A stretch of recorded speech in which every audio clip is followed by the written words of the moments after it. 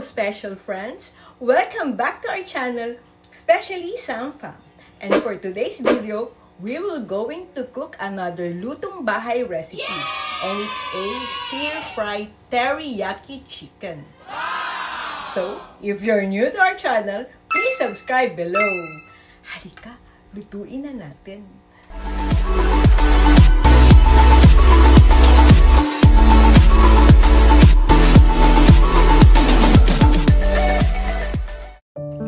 How to cook chicken teriyaki.